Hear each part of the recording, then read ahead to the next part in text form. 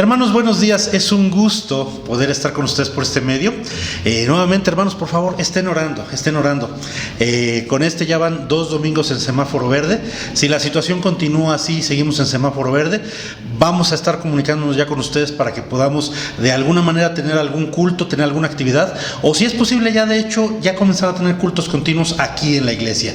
Mientras tanto, hermanos, por favor, síganse cuidando. Recuerden, semáforo verde no quiere decir que ya pueden hacer lo que quieran. Quiere decir que ya tenemos, que los casos de COVID han ido bajando, las hospitalizaciones han bajado, pero hermanos, todavía el virus está aquí, todavía tenemos gente que está enfermando.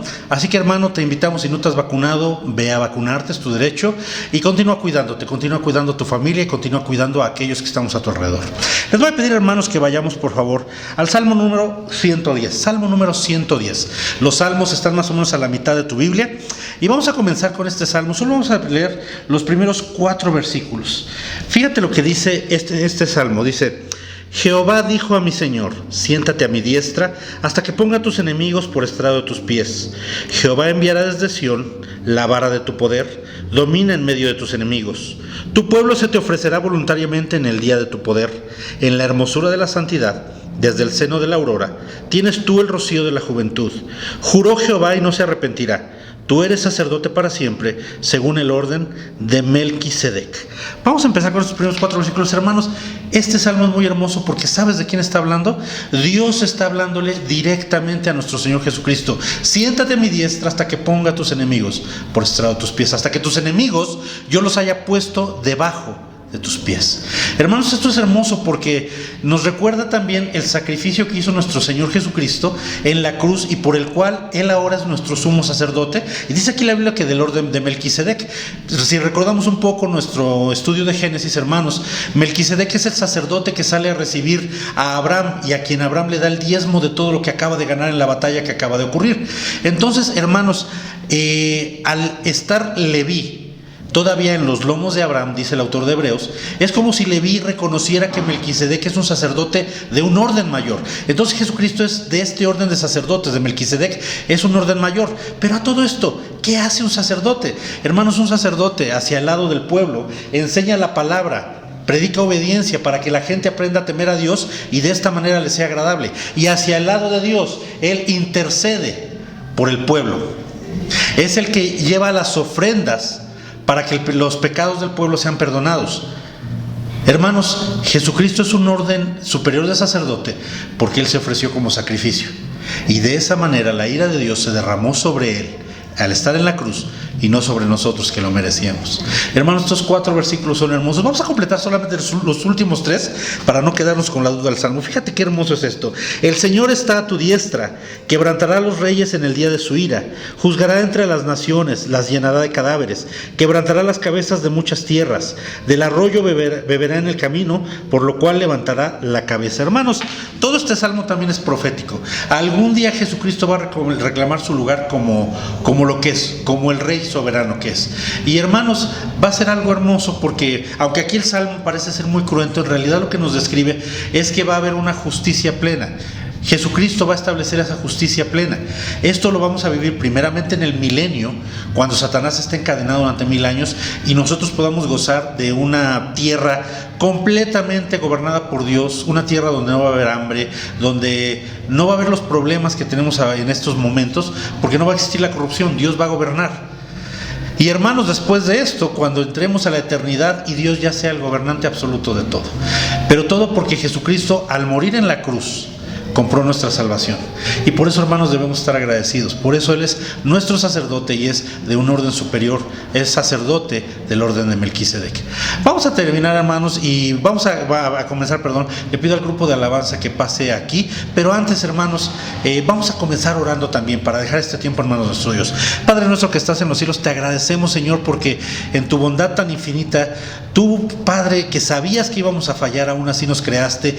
Y desde el momento en que tú estabas estabas planeando crearnos, tú también, que sabías que íbamos a fallar, Señor, tú proveíste, tú pensaste en un camino de salvación, y ese camino es a través de tu Hijo Jesucristo, Padre. Gracias porque lo enviaste a este mundo, gracias porque Él es ahora nuestro sumo sacerdote, Señor, y Padre, gracias porque Él intercede por nosotros en todo momento. Padre, muchísimas gracias, Señor, porque el día de hoy, por su sangre bendita derramada en la cruz, podemos llamarnos hermanos entre nosotros y podemos llamarte Padre a ti. Gracias por todas estas tan grandes bendiciones, en el nombre de Cristo Jesús. Amén. Vamos a comenzar, hermanos.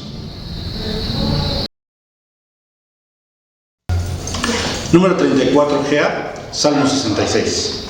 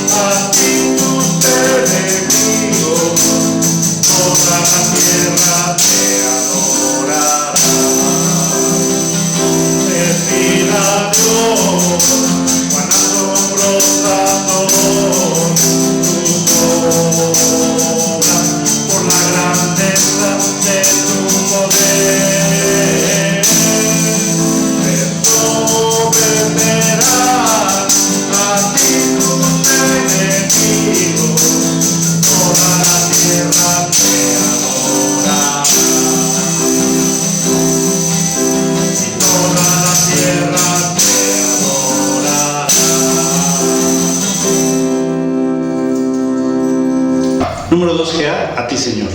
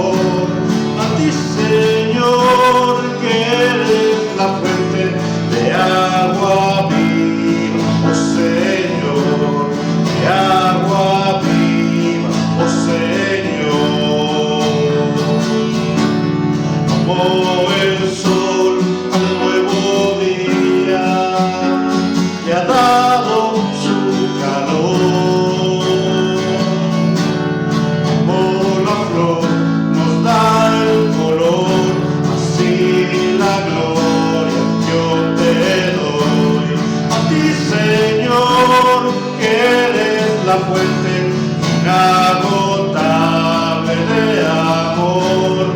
A ti, Señor, que eres la fuente de agua viva, oh Señor, de agua viva, oh Señor. A ti, Señor,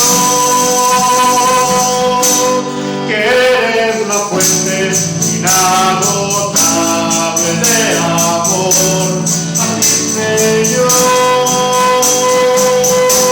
que eres la fuente de agua viva, oh Señor, de agua viva, oh Señor.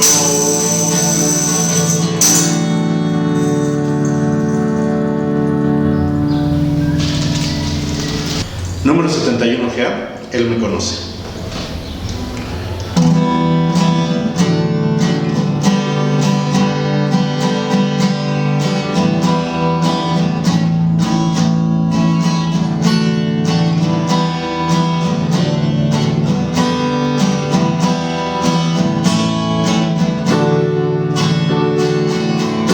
Yo tengo un creador,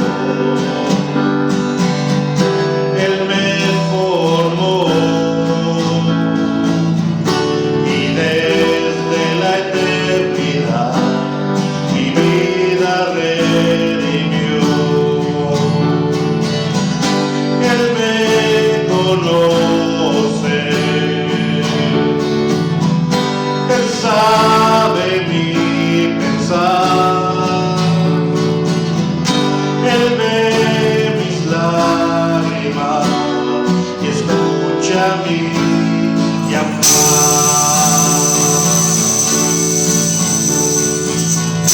Yo tengo un Padre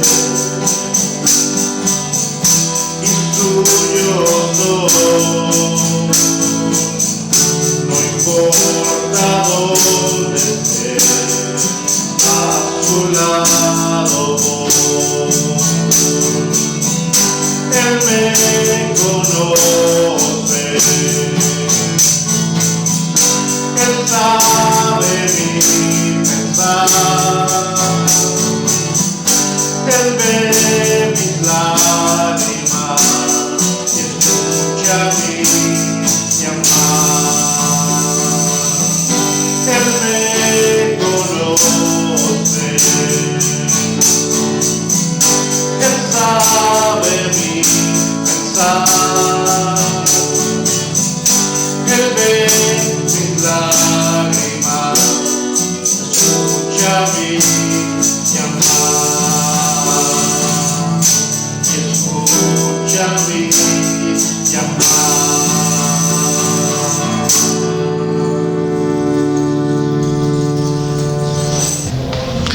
Hermanos, qué gusto poder compartir la palabra con ustedes, aunque sea por este medio. Hermanos, insistimos, como siempre lo venimos haciendo estos últimos domingos, por favor oren, porque parece que ya finalmente vamos a poder volver a vernos en este local y tenemos muchas ganas de volver a verlos a ustedes aquí, de contemplar sus rostros, de poder cantar alabanzas a nuestro Dios, de estar en comunión unos con otros, de compartir peticiones, de orar unos por otros, de hacer todo lo que aquellos que se llaman cristianos practican normalmente. Estos meses, estos 2 años casi ya que hemos estado sin ustedes han sido una prueba verdaderamente fuerte para nosotros y queremos que ya esta prueba pase y que podamos estar aquí juntos. Hermanos, vamos a comenzar orando para dejar este tiempo en manos de nuestro Dios.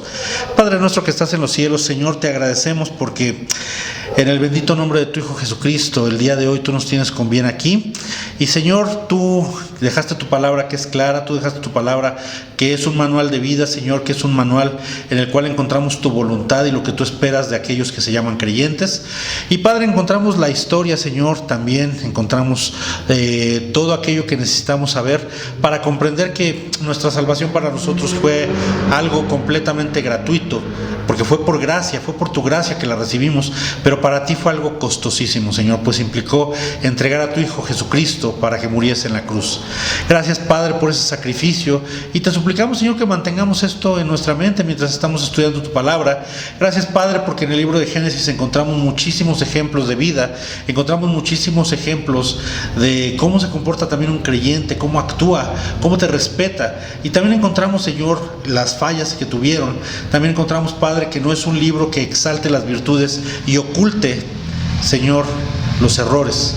Tu palabra, Señor, es santa. Tú nos muestras que eran seres humanos como nosotros, que cometieron también errores, Señor, pero que estaban dentro de tu gracia porque tenían fe en ti. Y el justo, Señor, por la fe vivirá. Gracias, Padre, por tus bendiciones. Gracias, Padre, porque podemos acercarnos confiadamente a tu palabra. Y ahora pedimos que, Señor, tu Santo Espíritu nos lleve a toda verdad a través del estudio de la misma. En el nombre de Cristo Jesús. Amén. Hermanos, vamos a comenzar y estábamos estudiando Génesis 25. Génesis 25, hermanos, comenzó hablándonos de la muerte de Abraham. Abraham llega a una edad muy avanzada y fallece. Y vienen sus dos hijos, Isaac e Ismael. Isaac, que es, siempre tengámoslo en mente, el hijo de la promesa. Isaac, que es por quien vendrá también el Mesías. Por su línea vendrá el Mesías. Pero antes de Isaac, la esposa de Abraham, Sara, tuvo la idea de ayudar a Dios y le dio a Abraham, a su sierva Agar, para que tuviera un hijo con ella. Este hijo se llama Ismael. Pero este hijo, hermanos, no es el elegido, no es el elegido. Así que entonces Abraham lo despacha fuera. Y este hombre también, debido a que es hijo de Abraham, es bendecido por Dios. Vamos a ver que en este capítulo también Dios derrama su bendición sobre él, porque también es simiente de Abraham. Pero él no es el elegido. Él no es el elegido para formar al pueblo de Dios. En este capítulo 25 encontramos, insisto, que Abraham falleció y vienen sus dos hijos, Isaac y Ismael. Ismael, que es el primogénito, pero que aún así, como vamos a ver, no es el heredero de las promesas. Entonces, hermanos, dice el versículo 11 en adelante, dice así: y sucedió después de muerto Abraham, que Dios bendijo a Isaac su hijo, y habitó Isaac junto al pozo del viviente que me ve.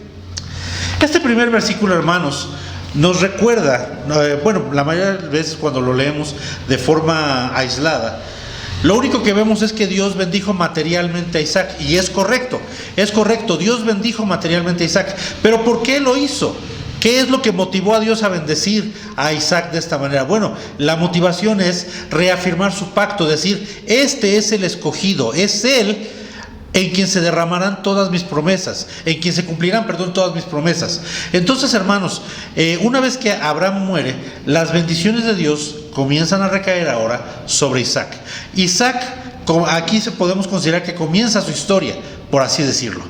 Pero también está el hijo mayor, está el hijo primogénito, Ismael.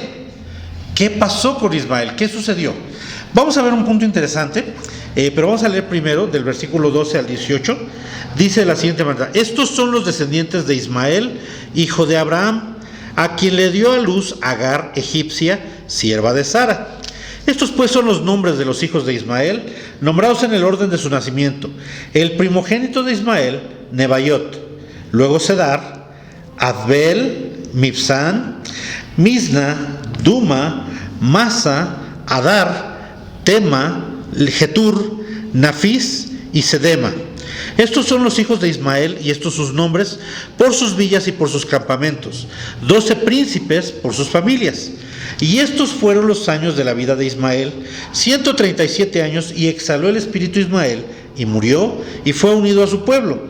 Y habitaron desde Avila hasta Shur, que está enfrente de Egipto, viniendo a Siria, y murió en presencia de todos sus hermanos.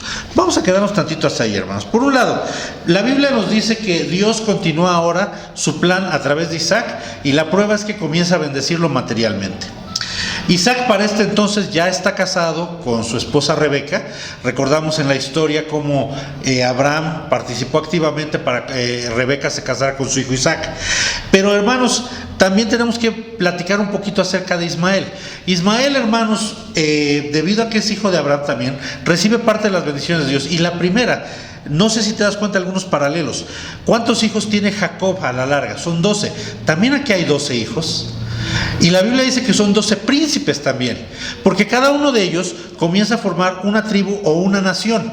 Dios también les bendice. Ahora, tristemente, no todas estas naciones van a seguir a Dios. Pero aquí está el punto interesante que yo quería compartir contigo. Dice el versículo 17 de la siguiente manera: y estos fueron los años de la vida de Ismael, 137 años, bastante tiempo por supuesto, pero ahí viene lo interesante. Y exhaló el espíritu Ismael y murió y fue unido a su pueblo. Y exhaló y murió y fue unido a su pueblo. Son los mismos verbos que se usan para hablar de la muerte de Abraham. Exhaló, murió, fue unido a su pueblo. ¿Por qué es interesante este punto, hermanos? Porque quiere decir entonces que Ismael era entonces también un creyente.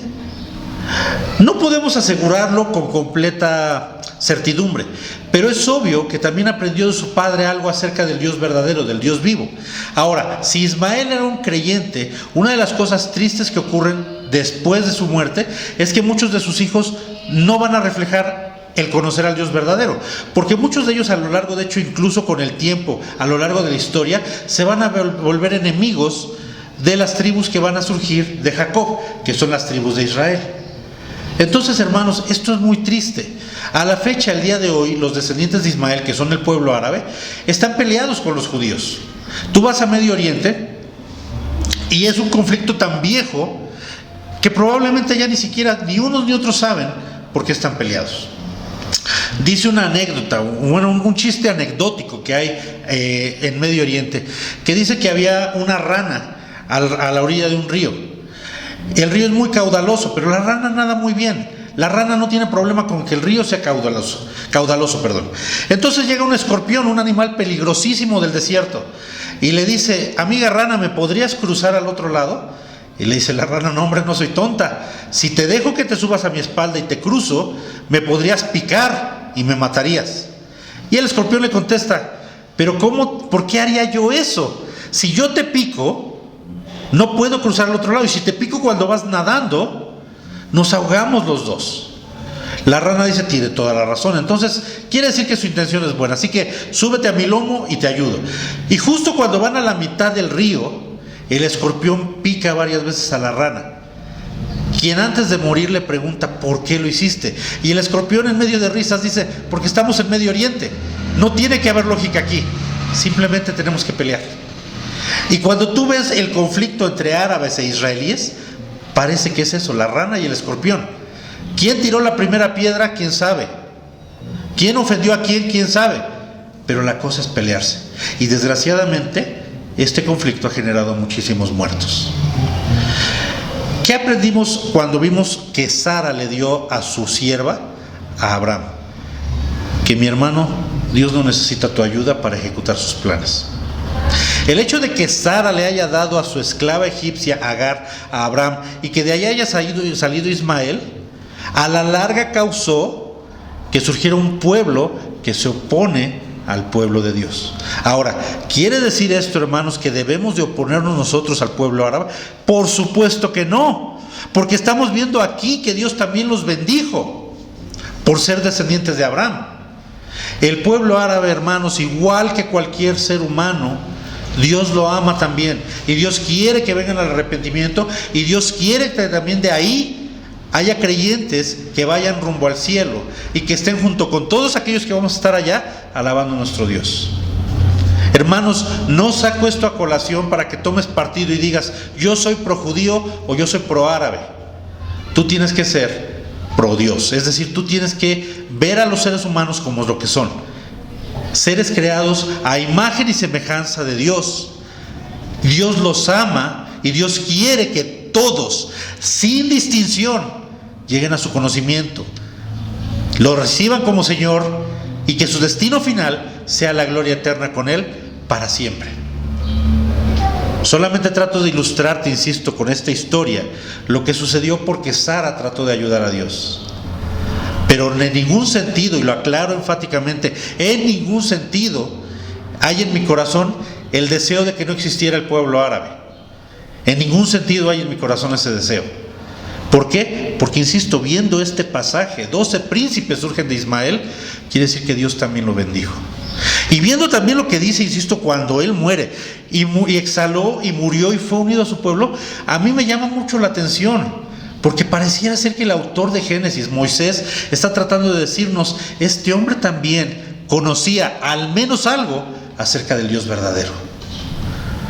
También me llama mucho la atención que él haya acudido al funeral de su padre, a pesar de que su padre lo echó lejos para que no estorbara el cumplimiento de las promesas que iban en Isaac. Entonces, hermanos, todos esos aspectos me llaman a mí mucho la atención.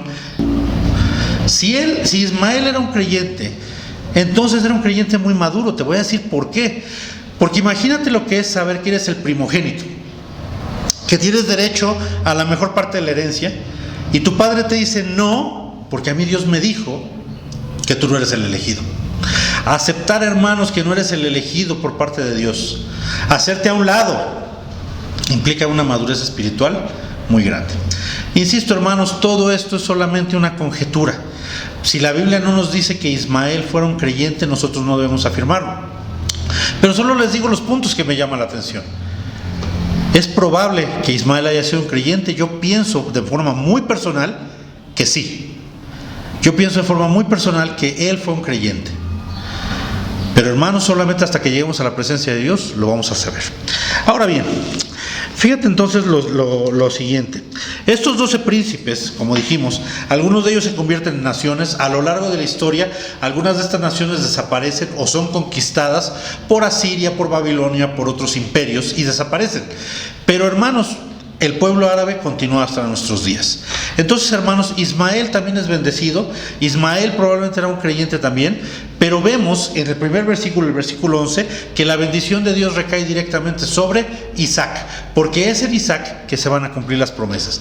Y eso es lo que vamos a ver a partir de este punto. Hermanos, entra en escena Isaac.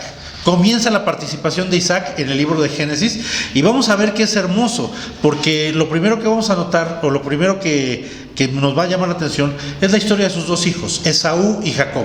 Vamos a empezar a verla la semana que viene, pero, hermanos, por favor, lean este pasaje, lean Génesis si les es posible 1 o 2 veces, para que se vayan familiarizando con los personajes. Créanme, Génesis es un libro que, insisto, desgraciadamente mucha gente piensa que solo son unas historias muy bonitas o historias propias para la escuela dominical, pero Génesis, hermanos, es un libro de pactos, es un libro en el cual encontramos promesas que Dios hace, no solo a Abraham, sino a todos los creyentes. Hermanos, Génesis es un libro que debemos estudiar y abrir más seguido, porque en él encontramos no solo la historia del inicio del pueblo de Israel, sino también, hermanos, promesas que son valiosísimas para nosotros el día de hoy, y ejemplo en los patriarcas de aquellos que son o se dicen creyentes. Entonces, hermanos, vamos a concluir dándole gracias a Dios por este tiempo y dándole la gloria y la honra, y dentro de 8 días, hermanos, vamos a hablar un poco acerca de Esaú y de Jacob.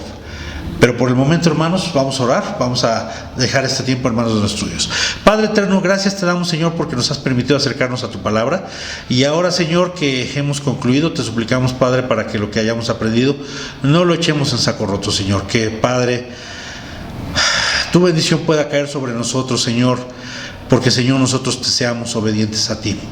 Padre, que la desobediencia no anide en nosotros y no se convierta para nada en un estorbo para glorificarte a través de nuestro testimonio, y sobre todo, Señor, que no se convierta en un estorbo para que tú nos puedas bendecir. Padre, gracias por todas esas bendiciones que tú tienes para nosotros y todo, Señor, lo que tú tienes guardado para nosotros también. En el nombre de Cristo Jesús, amén. Gracias, hermanos. Número 52, ya has ganado la victoria.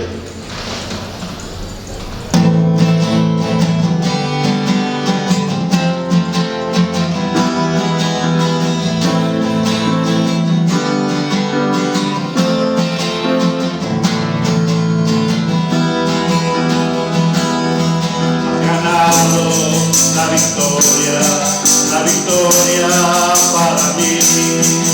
Pecado has vencido, has ganado la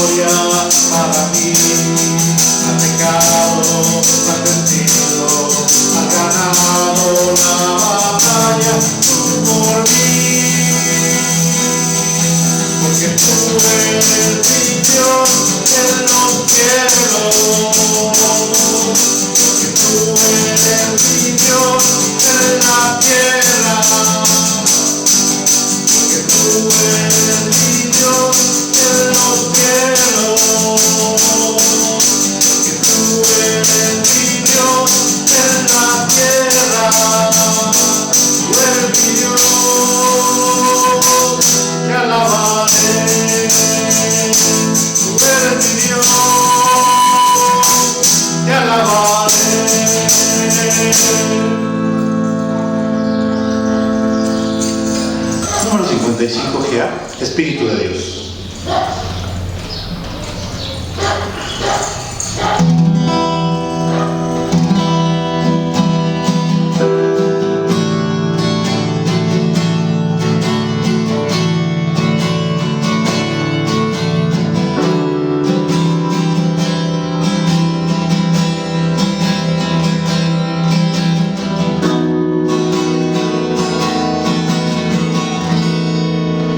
Espíritu de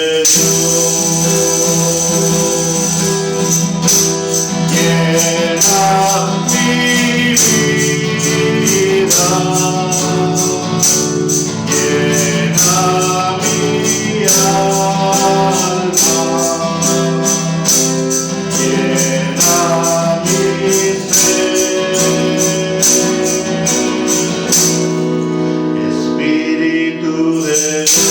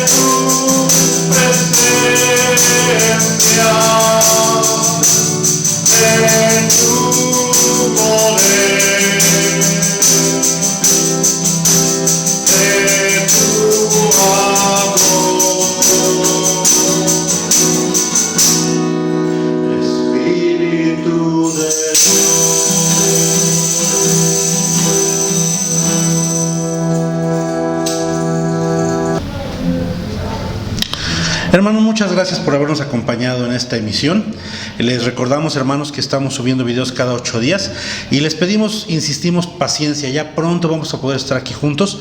Nuevamente sigan orando, hermanos. Este ha sido el segundo domingo que estamos en semáforo verde, pero les pedimos que sigan orando. Si seguimos en semáforo verde, vamos a poder reunirnos con las debidas medidas de sanidad, obviamente haciendo casos a las medidas que establece Secretaría de Salud y que ha establecido el gobierno y que son para nuestra protección. Pero por favor, hermanos, sigan orando para que esto ya sea una realidad. Vamos a terminar, hermanos, orando y dándole gracias a Dios por este tiempo que hemos compartido juntos. Padre nuestro que estás en los cielos, gracias, Señor, porque en tu infinita misericordia tú concedes también la tecnología y a través en este momento de esa tecnología podemos estar juntos como hermanos. Y ahora, Señor, que tenemos que partir, te suplicamos que tú nos protejas a donde cada uno de nosotros tiene que ir. Y Padre, que a donde quiera que vayamos seamos testimonio de que tú eres nuestro Padre y de que tú, Señor, nos has transformado por la bendita sangre de tu Hijo Jesucristo. En el nombre de Cristo Jesús oramos. Amén. Estamos despedidos, hermanos.